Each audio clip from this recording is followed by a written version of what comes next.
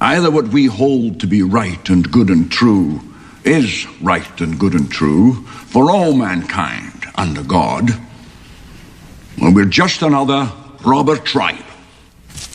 Your fine words are talking you out of peace and into war. There's a peace that's only to be found on the other side of war. If that battle must come, I will fight it. And I. Hello my friends, and welcome to another video. So today I wanted to talk about something, and I'm just going to warn you, this is going to be a rant. And I apologize for any language that gets used in this video today. But I'm not going to hold myself back, or I'm going to hold myself back less than I normally do, if that makes sense. So, I was watching clips on YouTube or Facebook or somewhere the other day, and a clip was played by Jonathan Frakes and Brett Spiner, who have a podcast. I think it's called Name Dropping. I've seen bits and pieces of it. I've never gone and proactively watched it because there's just a ton of these type podcasts now of celebrities who go and interview other celebrities. And I'm like, okay, you know, there's nothing wrong with that. And some of the interviews are interesting. I'm just not a huge fan of that genre. Anyway, I was watching Facebook or YouTube or one of them, and I saw a clip on there where Jonathan Frakes and Brett Spiner have this other gal on there. She's supposed to be some nerd gal that they're talking to. And through the process, it gets brought up by Jonathan Frakes that Star Trek was very controlled, especially during the time when he was in Star Trek during Next Generation. They had to be word perfect. There was no ad-libbing. There was no messing around. It was very controlled and specific, and they stuck to they stuck to what they were supposed to be saying. And the comment was that he never experienced Star Trek not doing that until the new Star Trek, where apparently there was a crossover between Lower Decks and Strange New Worlds.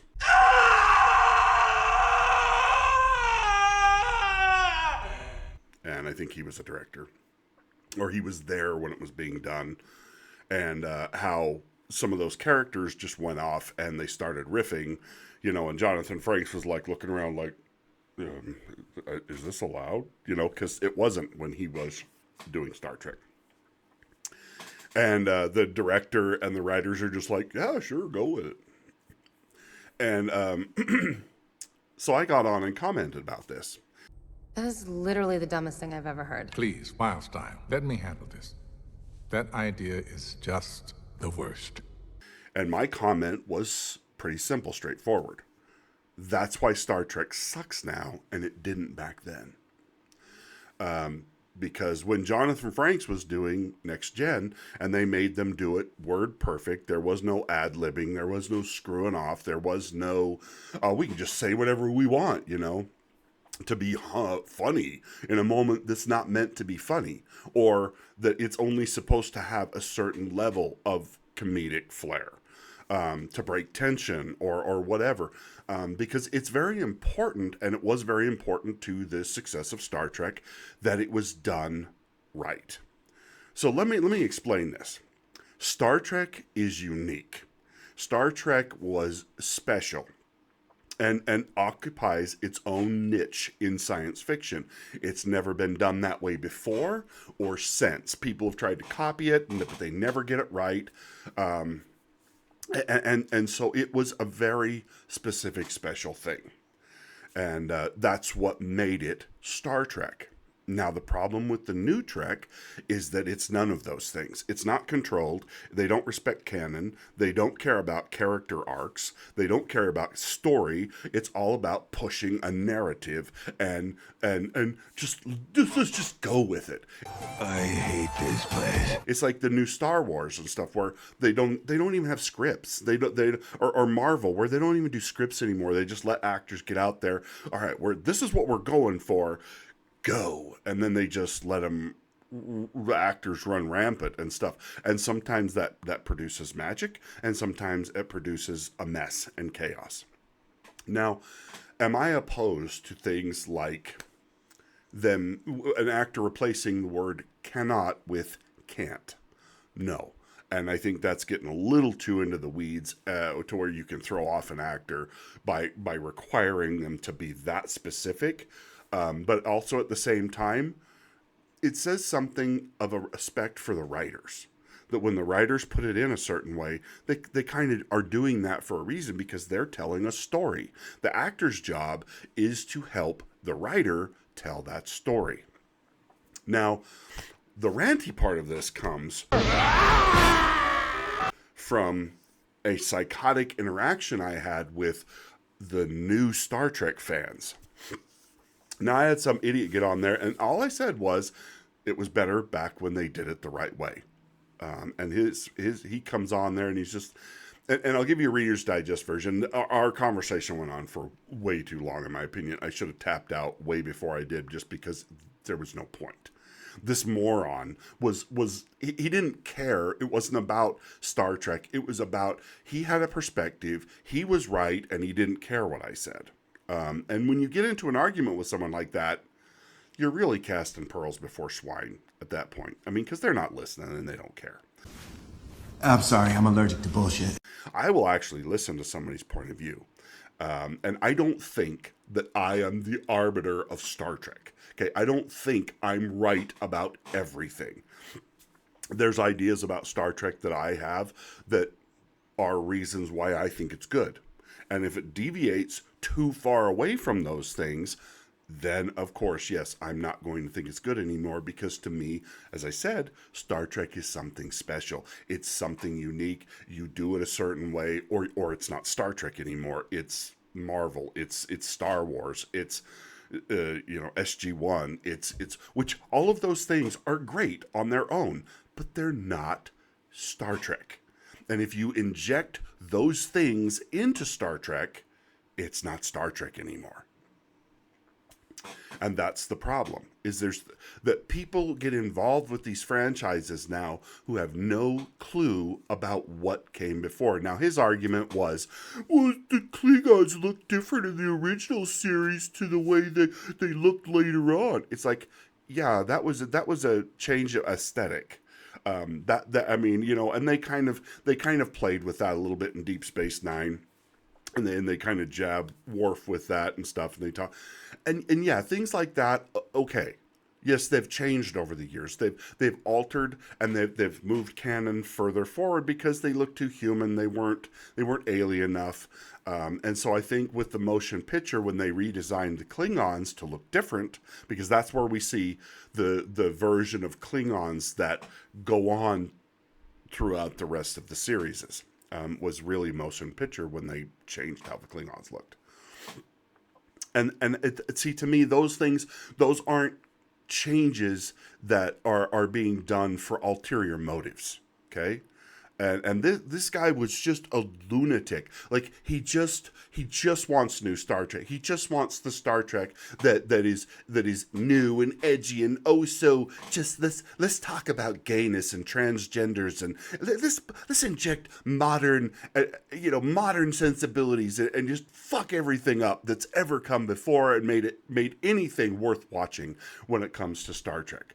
Because really that's what it's all about. Here in Cloud Cuckoo Land, there are no rules. There's no government, no babysitters, no bedtimes, no frowny faces, no bushy mustaches, and no negativity of any kind. You just said the word no like 1,000 times. And there's also no consistency. For them. They're not there because it's Star Trek. They're there because they want to see their messaging, their ideologies, their politics injected into something where it never was. And that's the problem, is that it is absolutely disgusting what they are doing to Star Trek, because it's not Star Trek anymore. It makes me just want to pick up whoever is standing closest to me and just throw them through this window and out into the infinite abyss of nothingness. I want to do it so bad. I know you do, sir. And all of these peoples, they're not fans of Star Trek. They're fans of a political agenda. They're fans of a social agenda. And they're just excited to see their garbage thrown into something where it had no place being. Now, people are always telling me, well, Star Trek was always pushing boundaries. Yes, they were. But they were also giving you both sides of the story. They were never heavy-handed in telling you why this needed to be. When the kiss happened between Captain Kirk and Uhura, it wasn't necessarily done as some big social commentary. It was done because they wanted to show that in the future we had moved past that. That was the lesson they were trying to teach, is that what once was considered bad in the past no longer was in the future. We had overcome those things. But in New Star Trek, they're bringing all of our modern day issues and problems and politics and everything and injecting them back into the future, where that's not what Star Trek was. Star Trek was about humanity overcoming all of its many, many, many flaws and problems to become better. That we became better human beings. We overcame all of our silly, childish things, like fighting over gender and fighting over politics and we were finally a unified species that had gotten rid of all the nonsense, all of it. That's why in the Star Trek of the past, there was never gay people and transgendered, and there was never this and that and this and that, because all of those things are bad things that humanity would have overcome by that point. And that if there were gay people or whatever and stuff like that, it would have been just, nobody would have been pushing it on anybody else. People would have just lived their lives. If they were homosexual, if they were gay, they would have just done that in the privacy of their own lives, in the privacy of their own bedrooms. They didn't drag everybody into it. They didn't drag all of society kicking and screaming into their sexual perversions or their alternate lifestyles or their twisted beliefs in this or that. Like, that's what we finally got away from in the future with Star Trek. And now they're taking all of that bullshit, all of that garbage, and injecting it back into our future. And my comment was, New Star Trek is not hopeful. It is not beautiful. It is not wonderful. It is not a progression of the human species. We are reverting to everything that makes us awful as a species. We would be honored if you would join us. No! No! And Star Trek wasn't about that.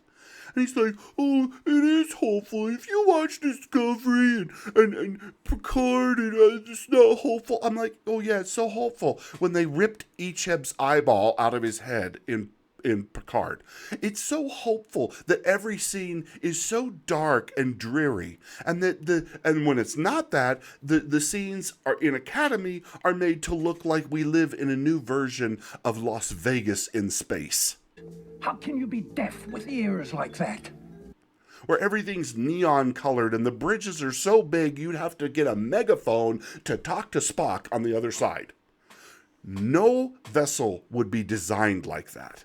It's a waste of space. When you go into space, you are not looking to waste this area in your ship. Every bit of that space has to be used, has to be accounted for. And the original Star Trek knew that. It's like go and watch Hail Mary. Well, that spaceship is designed for a purpose. It's not designed so that, oh, there's a basketball gym in the back of the bridge. I get that things change over time, but the things that have changed in New Star Trek are all for the worse. They are all for the worse. They take us backwards. They don't move us forwards. They've moved all the problems of current day and then injected them into our future where they're not supposed to exist anymore. That's what Star Trek was great at. That we got past all that bullshit. What a bunch of hippy-dippy baloney. And now you want to drag us kicking and screaming into a future that looks exactly like where we are now. And then you want to think, it's hopeful. Oh, when people puke glitter, it's so hopeful. Oh my God. No, it is not. You psychopathic fucktards. How can you miss something so simple? And this guy, who's probably been a fan for all of like 3.5 seconds. I'm sorry, I'm over 50 years old. I started watching Star Trek when I was 6. I think I get Star Trek a little bit better than you who've been here for all of 10 minutes. Now, if you're a fan, as long as I am, and you have different views than me, fine. That's fine. But don't pretend that you truly understand Star Trek if you don't get it from my perspective. Because, I'm sorry, my perspective was the original perspective. I'll save you, Squidward!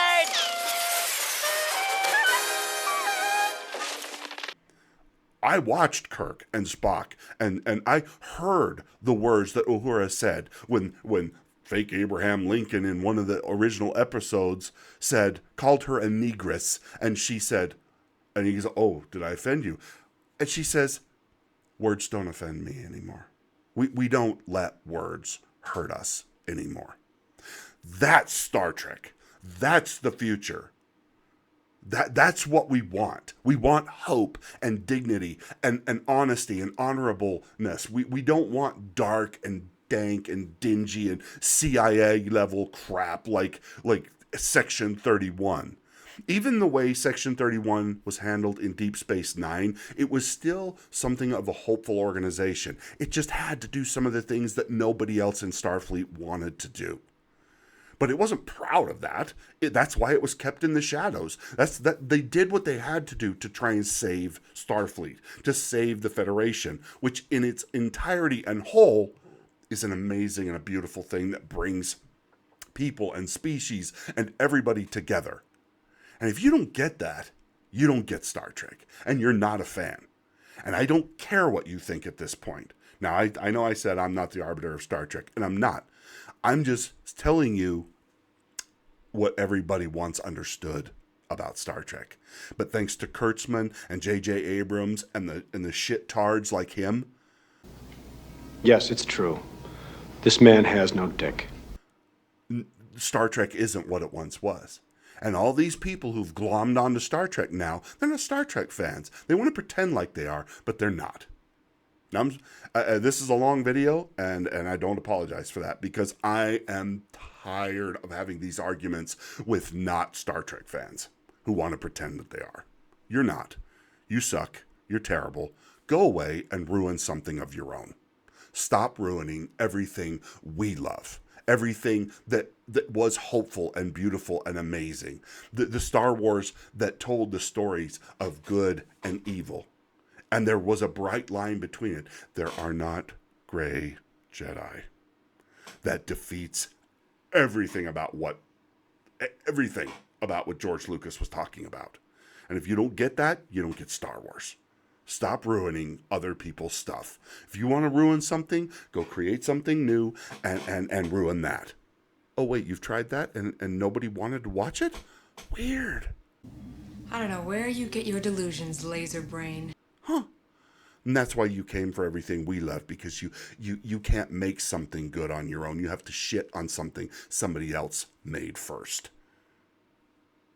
So, what does that make you? That makes you a piece of shit. Oh, come on. You gonna leave me all alone here with less angry Rosie O'Donnell?